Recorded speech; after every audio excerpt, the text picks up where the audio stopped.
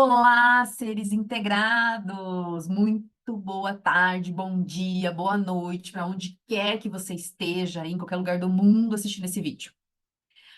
A missão aqui do canal, vocês já sabem, é a gente falar sobre essa visão sistêmica de ter uma saúde plena, uma saúde integrativa.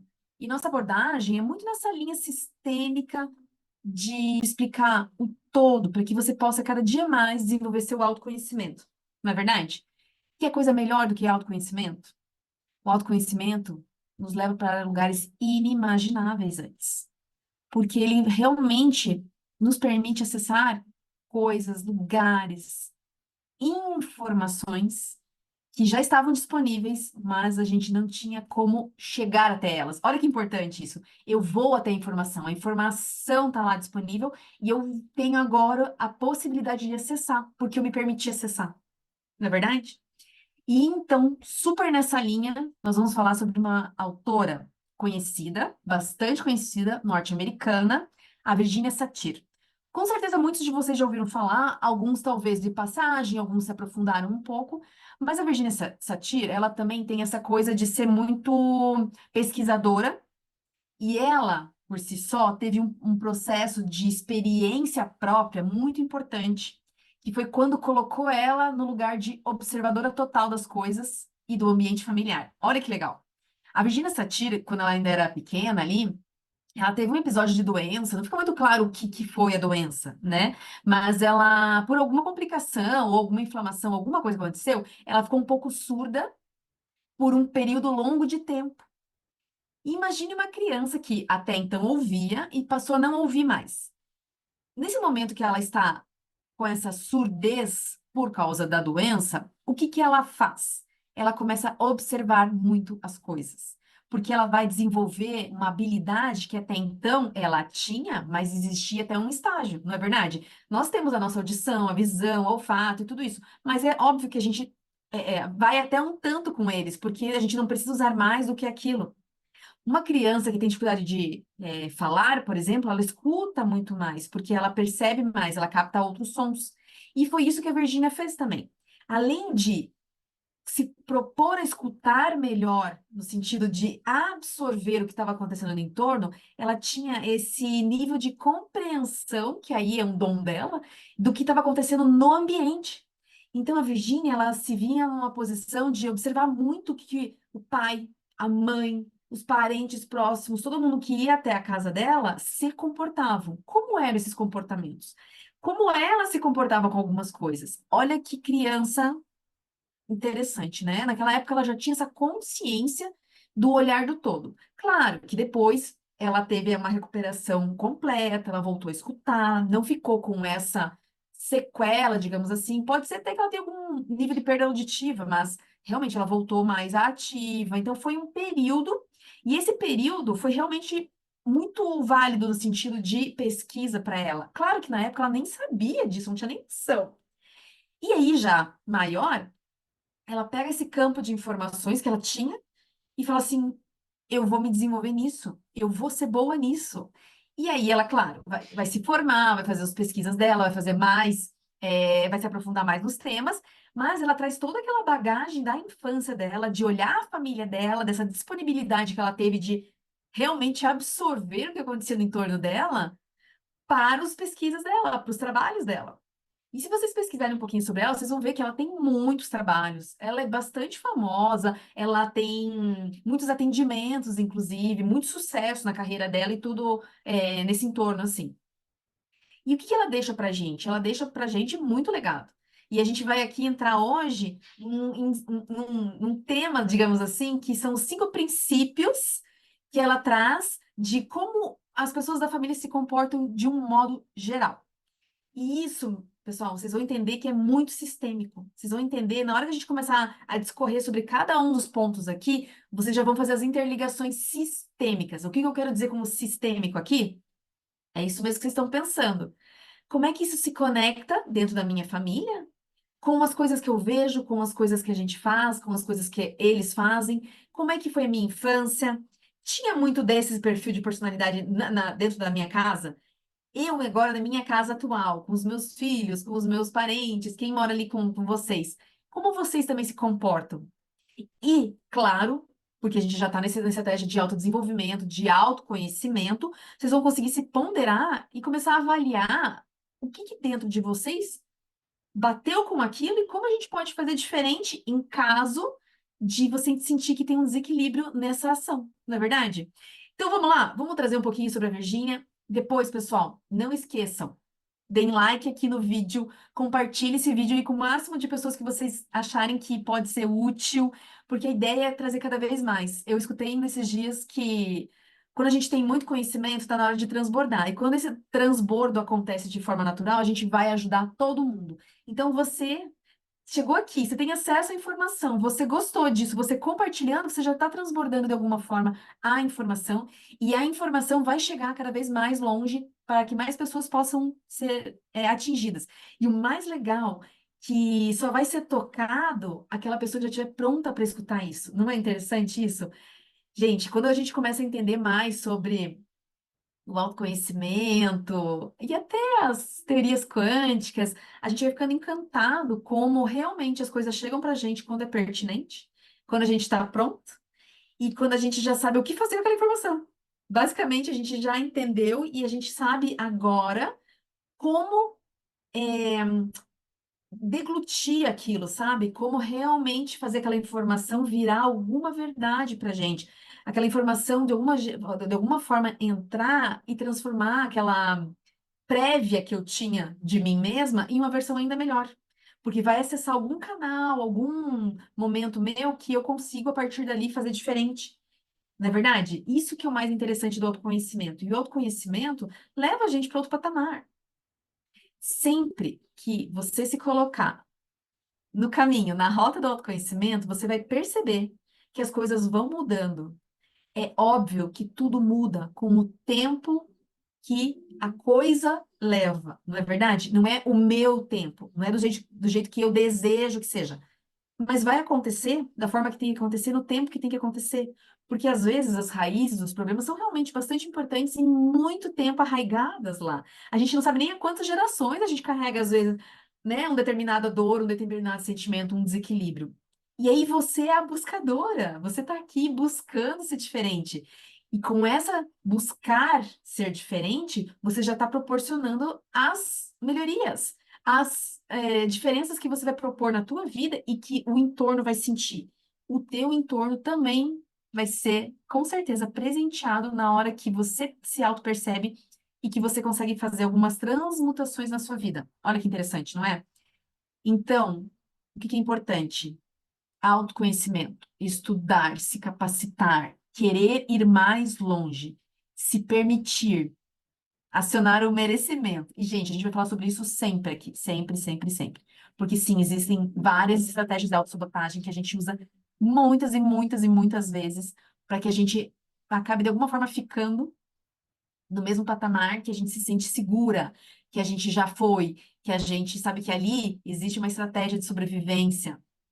Mas e quando é que eu tiro a minha cabecinha da água e olho e tenho coragem de emergir de fato e sair da água, não é verdade? Tem até um vídeo muito legal na internet que é um peixinho num lago bem limitado. E entre esse lago e o mar e o oceano, assim, tinha uma faixinha de terra muito singela, muito simbólica mesmo. E esse peixe fica nadando naquele lago, um lago muito pequeno mesmo, que muito provavelmente foi uma água do mar que baixou e deixou aquela poça, né? Então ele sabe que ele tá ali preso. Só que ele teve que ter a coragem de saltar desse lago para o mar de novo. E ele passou por uma faixa de areia. E claro, todo mundo sabe que o peixe fora da água, ele vai ter a tendência de morrer se ele não volta para a água, não é verdade? Então, só que o que acontece? Ele mesmo, nessa necessidade de sobrevivência, ele falou assim, não, mas eu preciso ir, porque lá que é o meu lugar, lá é maior, lá eu me desenvolvo, lá eu vou crescer, lá eu vou conseguir comida, lá sabe, lá eu consigo dar continuidade à vida. E ele vai. Então, ele sai de um laguinho, ele pula. Se eu achar esse vídeo, eu vou até colocar aqui para vocês verem. E ele faz essa travessia. É uma faixa de areia bem estreita, bem simples, é verdade, mas mesmo assim, é um peixe. Ele teve a necessidade de fazer isso e ele conseguiu. Então, ele saiu do mundo que ele estava para um mundo muito maior, muito mais amplo, com muito mais possibilidade de vida. Mas ele teve que ter a coragem de enfrentar. E ele sabia lá no interior dele, de alguma forma, que ele merecia aquilo. Então, ele só foi. O que pior podia acontecer para ele lá, não é? Ele já estava preso, ele já estava com uma dinâmica ali, já estava, digamos assim, fadado a um final. E ele falou: não, vou fazer diferente. E aí ele foi lá e fez. É muito, muito, muito interessante. Pessoal, aproveita já, agora, clica lá no se inscrever. Já tem um botãozinho aí embaixo, já clica no se inscrever. Assiste aqui todo o conteúdo que a gente vai postando ao longo da semana. Deixa nos comentários, faça a sua pergunta. Se tem perguntas aí que você gostaria de também conhecer mais, pode perguntar, vai trazendo, porque a ideia do canal é isso, é autodesenvolvimento, autoconhecimento, não é verdade? E para quem que é isso? Para você. Então, se você tá curtindo, você tá gostando, coloca aí o dedinho, dá um like já, se inscreve no canal, assina, aciona o sininho para você sempre receber as notificações de conteúdos novos que estão chegando e vocês vão adorar tudo que a gente colocar aqui no dia a dia, porque sempre vai ser para essa autoconstrução, tá bom? Vamos lá, então? Vamos chamar aqui a nossa apresentação. Bom, pessoal, então vamos falar um pouquinho sobre os 5 princípios pela ótica da Virginia Satir, que teve essa imersão profunda aí na infância dela, de poder olhar para os familiares, olhar para o seu sistema e conseguir concluir algumas coisas. E aí, claro, ao longo da carreira, ela já adulta, formada, fica especialista nessa área e começa a desenvolver uma teoria. E traz essa teoria para a gente, coloca ela disponível para o mundo. E a gente aqui, como sempre, nessa linha de visão sistêmica, vamos explorar um pouquinho Vamos explorar um pouquinho também sobre a Virgínia e vamos ver o que que ela traz aqui pra gente. E você com certeza vai conseguir se identificar com algumas coisas que ela coloca aqui, tá? Então, primeiro de tudo, quem foi Virginia Satir? A Virginia, essa moça bonita aí da foto, ela é norte-americana, tá? Então, ela tem várias teses, ela tem bastante trabalhos na área da psicoterapia. Claro, e por causa disso ela é autora de vários livros, best-sellers e tudo isso. E foi nessa abordagem da terapia familiar que ela teve uma importância bem relevante, tá? Nos trabalhos que ela traz, que ela entregava, ela atendia, fazia atendimento, e muitos deles geraram casos importantes que também foram contribuindo para o trabalho dela ao longo de toda a vida dela. E ela vai muito nessa linha da visão sistêmica no que condiz a vamos entender a família, o contexto familiar. Onde é que a gente está nesse contexto familiar e como que a gente se comporta estando nesse ambiente. Então, essa tia, o que que ela percebeu? Ela percebeu em casa que existiam basicamente 5 papéis dentro de uma família, tá? E esses papéis é como se as pessoas realmente encenassem, é como se fosse uma representação teatral, né, quando você para e pensa assim, por quê? Porque não é como a pessoa é, mas como ela está, e ela precisa ter essa postura porque ela, naquele momento, aquela situação exige, mas muito provavelmente existem as ligações aí ancestrais que trazem a ela, remetem a ela a estar nesse lugar e ter esse comportamento. A informação que chega para essa pessoa nesse dia é a seguinte: eu preciso ser dessa forma nessa situação, porque essa é a informação que eu tenho no meu consciente aqui, ó. Então saiu do meu inconsciente, veio pro meu consciente, eu falo, não, eu vou fazer dessa forma. Então vai lá e age. Muitas vezes sem racionalizar o que está acontecendo, você só faz, não é verdade? E aí, se tem algum conflito familiar, se tem dificuldade, uma linha de pensamento diferente daquilo que a gente está habituado, realmente as pessoas acabam se comportando de alguma forma, e essa forma, essa postura, digamos assim, vai ser muito provavelmente também reproduzida pelos filhos e os outros filhos, e no caso, né, netos e os demais descendentes, porque a gente aprende as coisas em casa. Assim como os nossos pais aprenderam com os pais deles, assim como, né, os pais aprenderam com os pais, e assim vai indo. Então, muitas coisas que a gente faz hoje em dia ainda é sobre o que aprendemos e por que aprendemos. Vocês conhecem a história do peixe assado? Deixa eu contar para vocês, então. O peixe assado, há muito tempo foi perguntado a uma pessoa por que é que ela, toda vez que ia assar um peixe no forno, cortava a cabeça. Por que não assar um peixe com a cabeça? O que que tinha? Corta-se a cabeça, põe o peixe e assa. E aí foi perguntado à pessoa, né, por que você corta, afinal, a cabeça do peixe para assar? E aí que a pessoa respondeu, porque minha mãe fazia assim. Aí, ainda assim, né, não contente com a resposta, essa pessoa, esse buscador, olha só como os buscadores na família são importantes. Esse buscador vai até, no caso, a avó e pergunta: Vó, por que é que você corta a cabeça do peixe pra assar? E a avó, bem tranquilamente, fala assim: Ué, porque minha mãe fazia assim. E esse buscador continua. Esse buscador vai até a bisavó e fala: Bisa, por que que você corta a cabeça do peixe pra assar? O que acontece? Não é bom a cabeça? O que que acontece? Qual que é a diferença? Aí o que que a Bisa responde? Porque não cabia no forno o peixe inteiro, precisava cortar um pedaço para caber. E veja, situacionalmente, antes se tinha lugares menores, talvez o forno fosse menor, a pessoa muito tranquilamente cortava um pedaço, aquela que ela imaginava que teria menos carne, né? Tira um pedaço, coloca o resto e faz. Aí a criança vai lá e aprende, faz igual. Nem sabe por quê, mas faz igual. Aí depois a outra geração vem, aprende e faz igual. De repente agora, né, essa mãe, essa filha, já tem aí um forno muito maior que caberia tranquilamente um peixe com a cabeça, mas ainda assim por reprodução, por honrar o que aprendeu na família, olha que interessante, acaba fazendo igual. E se perguntar, a pessoa não sabe nem por que que faz, só faz. E a Bisa foi bem tranquila, falou, não, porque não cabia. Cortava porque tinha que caber. Pensa comigo, não cabia, eu cortava e colocava. E a mãe e a avó, que aprenderam com essas gerações todas, só reproduziam, mas não tinha uma explicação. E imagine isso para todos os níveis da tua vida, para todas as condições da tua vida. Isso é um exemplo simples, que é fácil de mensurar, porque chega até os dias de hoje e é uma coisa que a gente consegue compreender. Imagine o tanto de coisas que acontecem aí dentro de você que a gente não consegue compreender hoje, mas que já são nesse formato de a minha avó fazia, minha bisavó fazia, a minha tataravó fazia, e quantas gerações para trás faziam, e aí a gente aprendeu e foi reproduzindo, não é verdade? Isso, claro, ainda vou lá, misturo a família da minha mãe com a família do meu pai, pego tudo de todo mundo, faço mais um conceito novo, e aí eu vou trazendo, e eu vou trazendo. Aí varia, né? Eu sou a irmã mais velha, eu sou a irmã mais nova, eu sou a irmã do meio, aí tem isso aqui. Nossa, gente, é tanta condiçãozinha aí pra gente colocando que a gente tem que parar uma hora para se autoavaliar mesmo. E quais então são os 5 papéis que ela traz pra gente, basicamente? Acusador, apaziguador, o computador, distraidor e nivelador.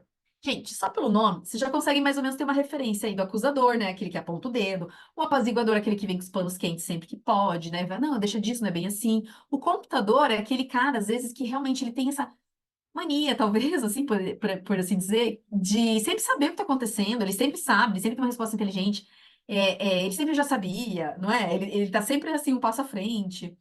O distraidor é aquele que, no meio de uma situação, uma coisa, cria essa distração, consegue tirar você daquele ritmo, através de uma piada, através de uma coisa mais leve, através até de uma brincadeira, e desvia a atenção daquele foco para outro. E o nivelador, que é aquele que vem mais ou menos tentando equilibrar tudo sempre. Não, calma aí, vamos ver, equilibrando, vamos equilibrando. Nenhum desses perfis é sempre só bom ou sempre só ruim, tá? Então, eu sou apaziguadora, eu só ponho panos quentes em tudo, quer dizer que eu não tenho coragem de resolver as coisas, né? Não é isso.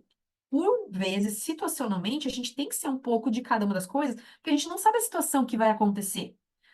Todo mundo permeia, todo mundo transita entre esses 5 papéis, tá? Então não é, esse é o meu, eu faço assim desde sempre. Lembra da cabeça do peixe? Então, não é sobre isso, tá? Não é, então não se autoavaliem, se coloquem ali e falem assim, agora que eu sei que eu sou apaziguadora, agora que eu sei que eu sou uma niveladora, eu vou ficar aqui para sempre, e é isso. Não.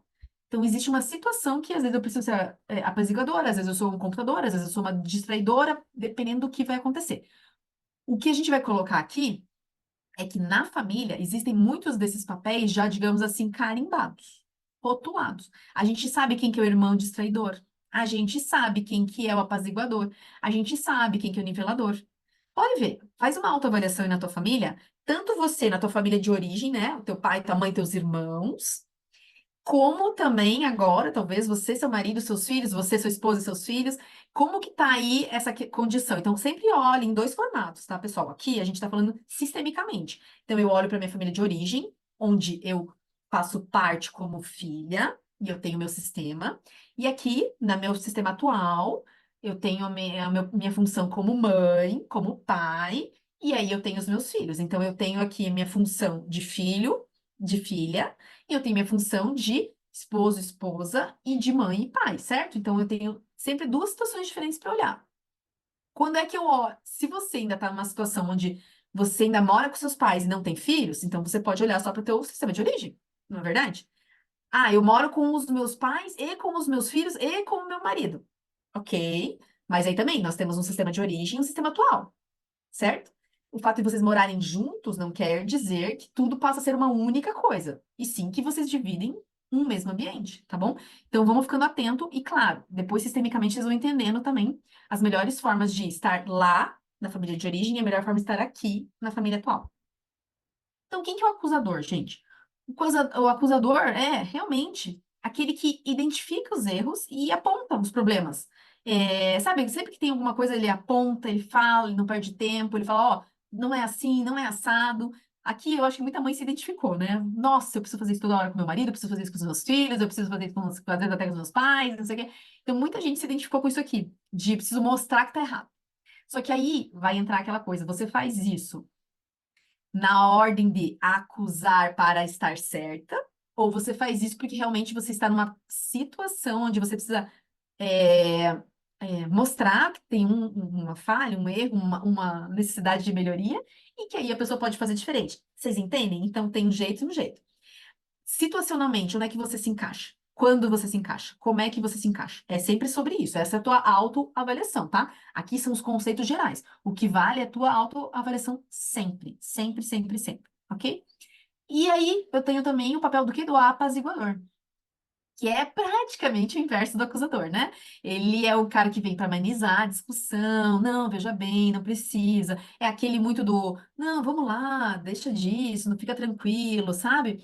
É, mas também ele é tão apaziguador que ele não é aquele cara ou aquela pessoa, né, que vai gerar uma proposta de solução definitiva. Ele vai só amornar a situação, amornar a discussão. E quando a gente fala discussão aqui, gente, não é, briga, gritaria, desentendimento, não é isso. Discussão é simplesmente não concordar de coisas. Eu estou discutindo um tema. Eu posso ter uma discussão tranquila com alguém. Não é sobre ir para outro nível, né? O nível de agressão. Não, bem pelo contrário, uma discussão é falar sobre um tema entre duas pessoas ou mais. Mas aqui a gente está falando um pouco sobre essa situação de discussão que, né, tem ali alguma desordem, que não ficou muito claro, não ficou muito legal. Então, o que que acontece? Essa pessoa vai lá e tenta não tenta resolver. Vamos lá na casa raiz, vamos avaliar, vamos parar, vamos resolver para não acontecer mais. Não, ela só fala, não, deixa disso, não é bem assim, deixa para lá, tá? Se identificou aí? Onde é que você fica nesse lugar?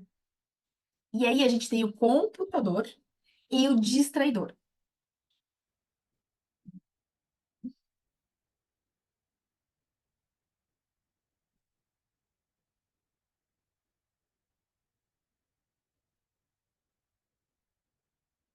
E aí a gente tem o computador e o distraidor. Basicamente, tá? Basicamente ali, o computador e o distraidor são dois papéis que têm uma certa similaridade, tá? Porque ele vai desviar a atenção de todo mundo que está ali naquela situação para uma outra coisa, para um outro cenário, para uma outra direção, entende? Mas ele também é aquele cara que às vezes usa muito do ser engraçado, de ser palhaço, no caso do distraidor, ou então o computador é muito na linha do intelecto, de se isolar, sabe? De falar assim, não, peraí, não precisa ser assim, vamos tirar essa atenção, eu saio daqui. O outro usa o ser cômico, às vezes, para acabar com aquilo que está acontecendo. E aí eles passam a ser, então.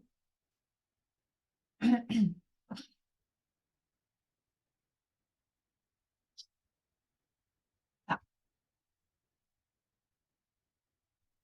E aí a gente tem o terceiro e o quarto papéis, que é o computador e o distraidor.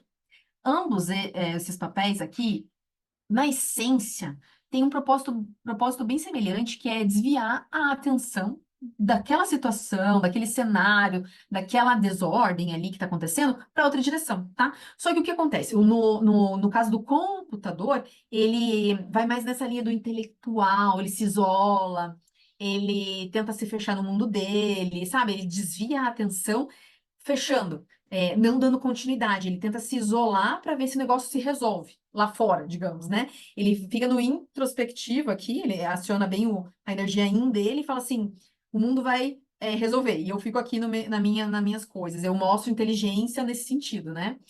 E o distraidor é aquele cara cômico, aquele cara que vai trazer de repente uma piadinha, ele vai sugerir uma mudança de olhar para aquela coisa, tentando aliviar um pouco o clima, assim, sabe? Mas também, de novo, ele não propõe uma solução. Ele vem, cria uma distração para tirar todo mundo daquele cenário e colocar num outro cenário, que é diferente do apaziguador. O apaziguador fala, não, deixa disso, tal, ele acalma aquilo mas sem criar uma distração né, essencialmente. Mas o distraidor realmente, ele vai lá, faz uma piada, às vezes com a própria situação ele cria uma piada, e aí muda o humor do pessoal, muda um pouco ali como você estava naquela frequência de energia, e acaba tirando todo mundo daquele lugar, tá? E o quinto e último papel é o nivelador. O nivelador é, como a própria palavra já diz, né? Ele é esse cara que ele tenta manter tudo em equilíbrio, né? É, ele é sempre congruente nas decisões, no que ele fala. Ele tenta ser essa figura um pouco de justiça mesmo, sabe? Não ser lá nem cá, não pender para ninguém. Falar, não, o fato é que isso acontece, então vamos nessa linha. Entende? Então a gente tem um nivelador que vem muito para se expressar assim e trazer essa questão de calma aí, mas temos que olhar o A e o B, e aí a gente chega num consenso, não é verdade? A Virgínia coloca que ela percebe que o papel do nivelador, ele, digamos assim, seria o mais verdadeiro e transparente, com menos máscaras. Ele teria uma identidade mais própria, né, com menos personagens. Enquanto os outros aí precisariam sempre estar vestindo máscaras, por hora computador, por hora apaziguador, por hora o computador, né? Então, assim, por vezes, situacionalmente, essas pessoas vão estar nesses lugares e para estar nesses lugares, elas vestem muitas outras marcas, muitas máscaras. A gente nunca sabe o quanto é, de fato, a própria persona dela. Já o nivelador, ele viria com essa persona mais verdadeira, mais autêntica, tá? Isso não tem demérito em relação aos outros. É uma característica que ela conseguiu identificar ao longo da carreira dela e dos trabalhos dela, tá? E esse aqui é muito legal, gente, porque vocês querem família mais engraçada e mais situacional que os Simpsons? É muito interessante falar deles, porque, claro, são 5 elementos, porque tem a bebezinha também, né? Mas vamos falar dos 4, que a gente consegue falar melhor, porque a bebê, às vezes, também não tem muito, participação nos episódios. Mas a gente vê muito na figura dos 4 aqui, do Homer, da Marge, da Lisa e do Bart, as situações que a Virginia traz pra gente. Olha que interessante. O Bart, por exemplo, quem vocês lembraram do Bart de cara já? Quem assistiu, né? Que eu acho que a maioria, pelo menos, já assistiu um ou já ouviu falar, né? O Bart é aquele cara brincalhão, ele tá sempre tirando do sério todo mundo, ele é muito distraidor. Ele é o distraidor essencial. A Lisa já é o computador ambulante, ela é toda intelectualizada, né, ela se isola das coisas, às vezes se isola da família, para ela quer ir resolver outras coisas, não é verdade? Aí a Marge já faz o papel, claro, de mãe, então ela tem que ser apaziguadora por vezes, ela tem que ser niveladora por vezes, e também ela é bem acusadora. Então tem vários episódios que é acusação em cima de acusação. Lembra que é sempre situacional? E a gente tem o Homer, que o Homer também, né? É muito daqueles divertidos, no sentido de ser distraidor, tá?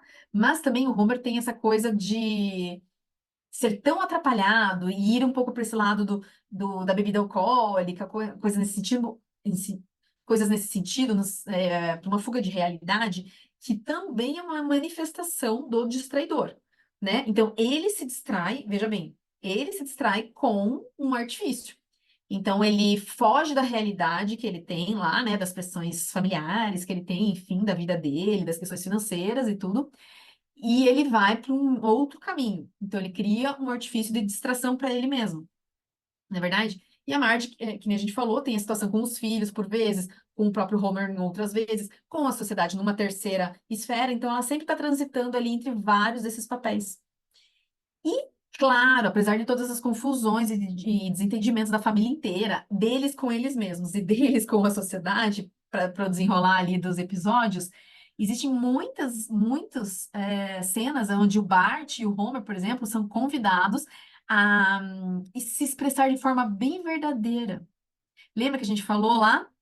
Então, eles assumem esse poder de ser nivelador, que é a essência, que é eles de verdade. Eles vão pegar algumas cenas onde a consciência conversa com eles. Vocês devem lembrar isso com certeza. Então, tem algumas cenas que a consciência vem e coloca neles algumas verdades, alguma coisa, e eles sabem lá dentro que aquilo é.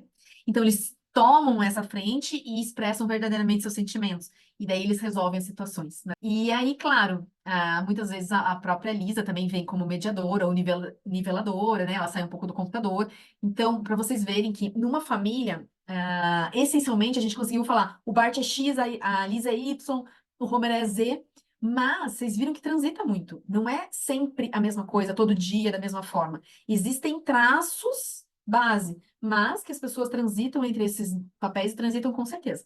Claro que existem outras características, outras coisas que a gente poderia colocar aqui também para fazer um conceito de caráter, né? Não é esse o objetivo aqui hoje. Sim, só realmente a gente falar um pouquinho sobre o trabalho da Virgínia e desses 5 papéis que ela trouxe para a gente.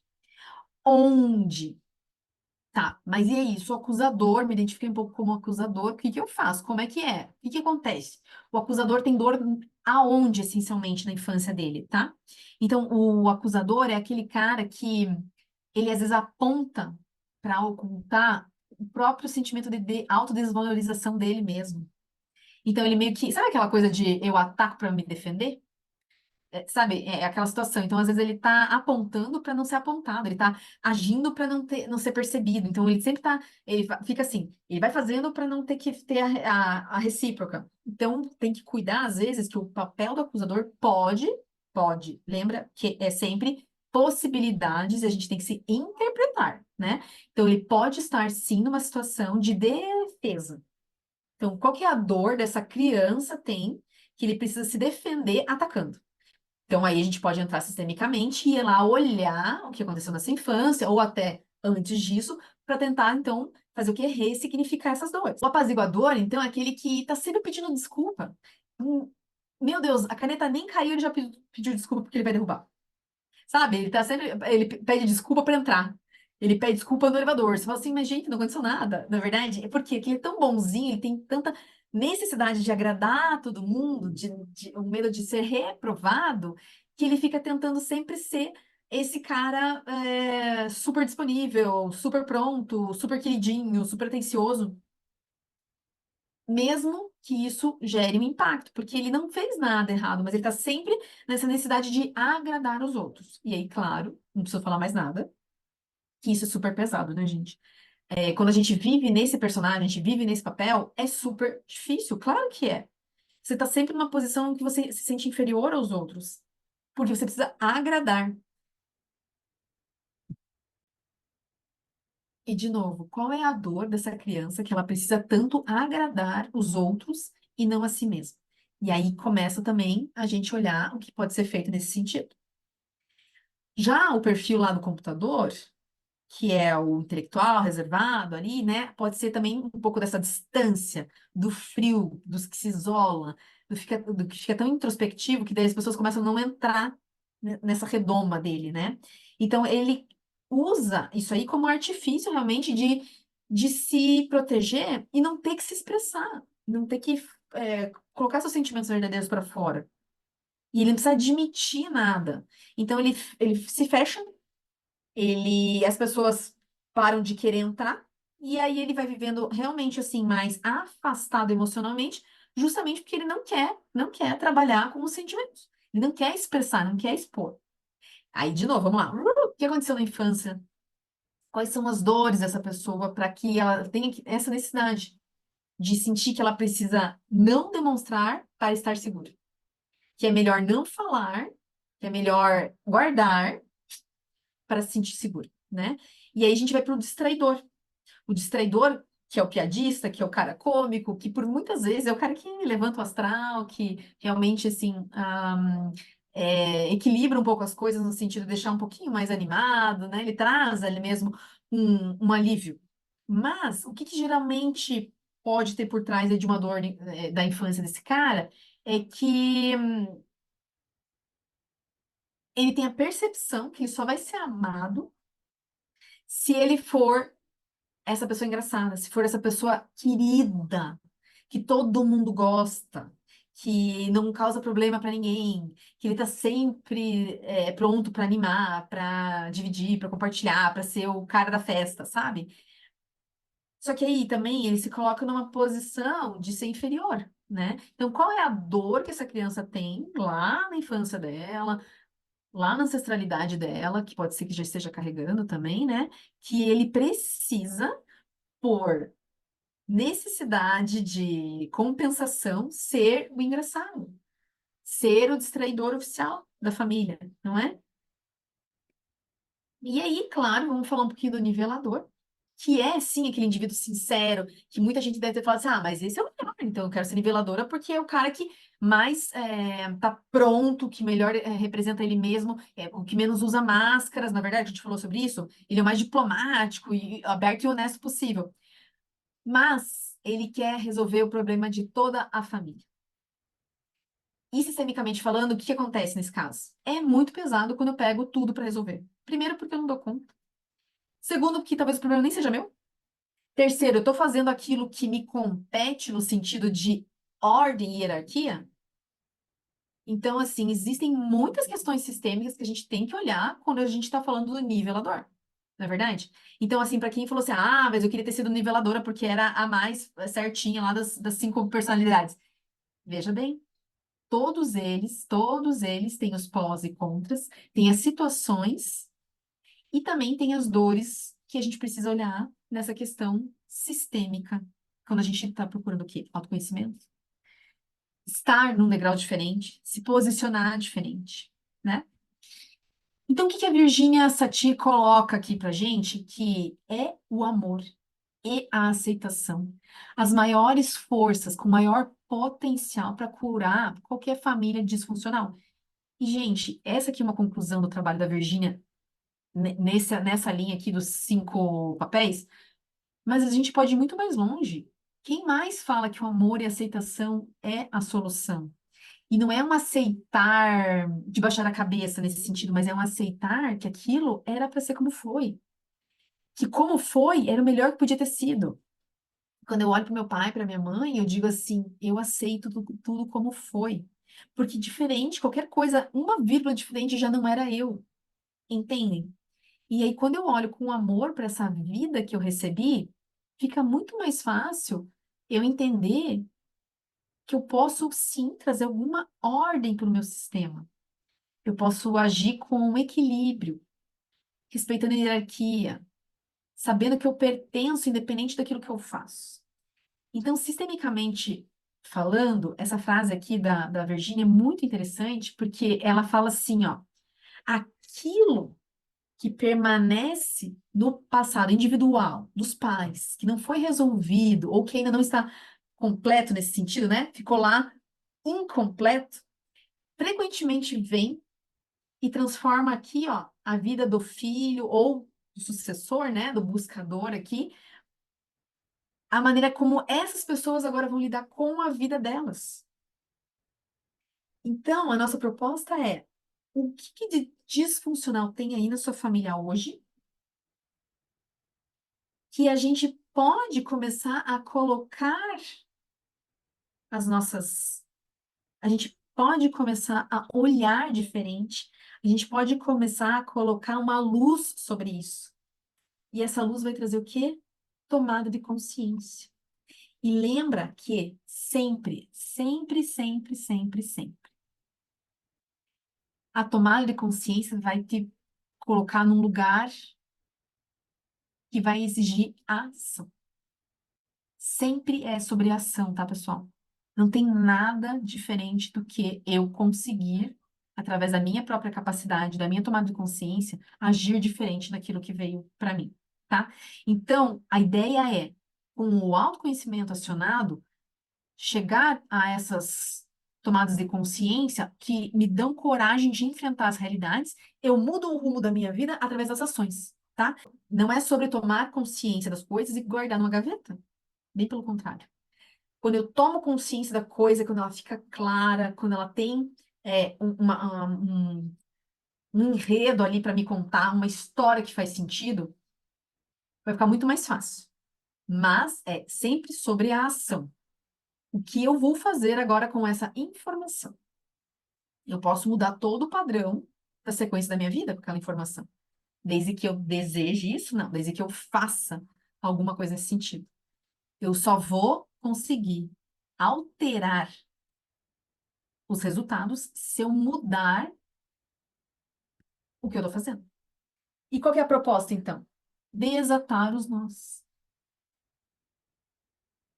Eu olho para o meu sistema e com muito amor, acolhimento para cada um dos temas, eu vou dizer o quê? Eu tomo isso, e aí, nesse meu caminho, nessa jornada, eu vou desatando cada um dos nós que nós temos. Todos os nós quânticos, esses emaranhados quânticos que a gente traz.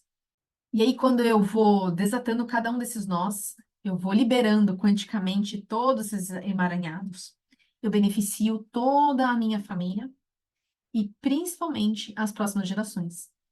Porque uma tomada de consciência de uma coisa ancestral, ele realmente tem a ideia de encerrar aquele ciclo de dor. Então, ali se encerra. E eu permito a mim e aos próximos fazer diferente. E aí a gente muda a informação. Porque eu tinha um chipzinho com uma informação que tinha que ser daquele jeito, que tinha que ser daquela forma, que tinha que cortar a cabeça do peixe. Agora eu tirei esse chip. Eu falo, chip, você me serviu até agora.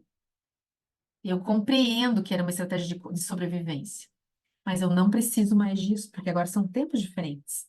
E eu deixo essa lembrança, eu deixo essa memória, eu deixo esse emaranhado no meu passado, e dali eu sigo, com espaço para uma nova informação. Eu não preciso mais repetir. No meu forno agora, cabe o peixe com a cabeça inteira. E qual que é a missão aqui do canal, gente? Você já deu like, né? Que eu sei, já se inscreveu no canal também.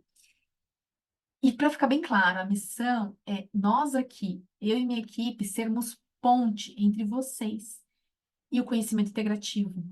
Porque é nesse autoconhecimento, nessa linha do conhecer o todo, integrar o todo, que estão aí as grandes respostas.